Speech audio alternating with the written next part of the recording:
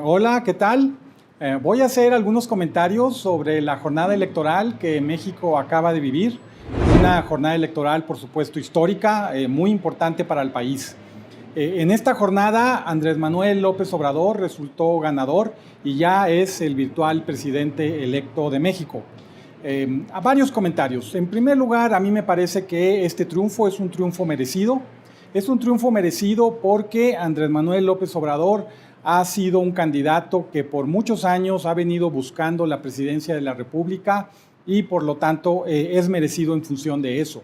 También me parece que es merecido porque el candidato mostró una persistencia en la búsqueda de su objetivo, no nada más un esfuerzo, una persistencia también, así como un aprendizaje.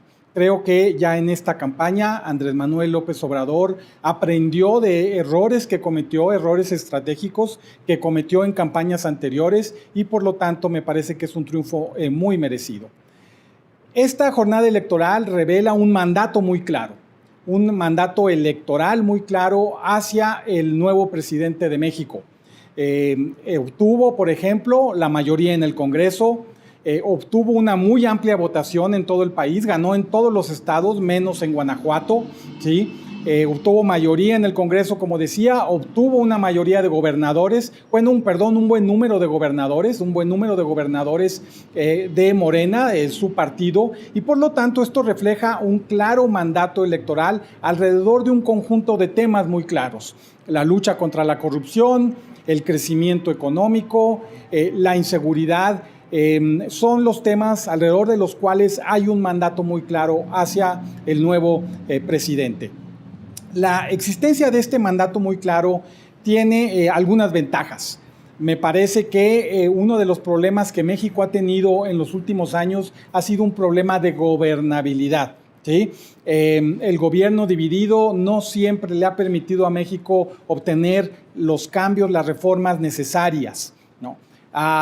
Por otro lado, también este mandato representa la ventaja de que el nuevo presidente, con toda esta legitimidad, podrá dialogar en otros términos con el presidente de los Estados Unidos, que como todos sabemos ha representado un reto para el país en los últimos meses, desde que llegó a la presidencia en los Estados Unidos.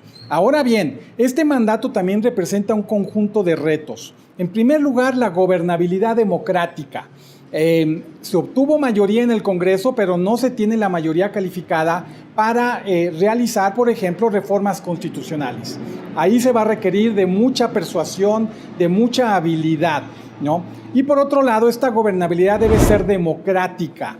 Es decir, se debe respetar las libertades, los derechos de las minorías a opinar, a ser escuchados.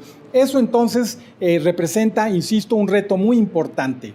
Para acabar ese reto de la gobernabilidad democrática, creo que se puede o no conseguir en función de la capacidad de liderazgo político. Ese liderazgo político yo lo he definido en varios de mis textos como la obtención de logros a partir de la actuación estratégica del gobernante.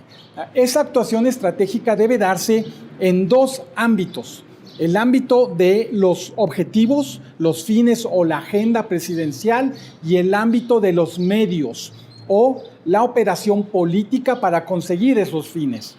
En el ámbito de la agenda, a mí me parece que Andrés Manuel López Obrador ha planteado una agenda adecuada, ¿sí? Ha planteado el tema de la corrupción, el tema de la seguridad, el tema del crecimiento. Creo que quizás todavía habría que ajustarla un poco más, establecer un conjunto de prioridades más claro, pero en su conjunto la agenda es una agenda adecuada y me parece estratégica. ¿Cuáles van a ser los recursos, las estrategias en términos de operación política que el nuevo presidente va a seguir? Bueno, sobre eso no se ha abundado demasiado, pero será un reto entonces que el nuevo presidente tenga una capacidad de persuasión, una capacidad de negociación adecuadas para obtener las reformas que el país necesita. Esas capacidades a su vez van a depender de su estilo decisorio. Un estilo decisorio que, como también he señalado en varios de mis textos, tiene que combinar la modestia con el carácter. Es un equilibrio muy difícil de conseguir entre estos dos elementos, sí, porque son elementos contrarios. Se requiere carácter para tomar las decisiones que el país necesita y para resistir ante presiones que pueda haber en contra de esos objetivos que el país necesita. Y por el otro lado, se requiere modestia para escuchar, para saber corregir cuando está claro que se está cometiendo un error. Los presidentes en México, por desgracia, han cojeado más por el lado de la modestia que por el lado del carácter. Algo ha pasado en las últimas décadas con los presidentes mexicanos. Hay una suerte de embrujo, diría yo, de la silla presidencial, que hace que poco a poco vayan perdiendo modestia. Muy bien, pues estos son algunos comentarios iniciales acerca de la jornada electoral histórica. A mí me parece que muy prometedora para México. Muchas gracias.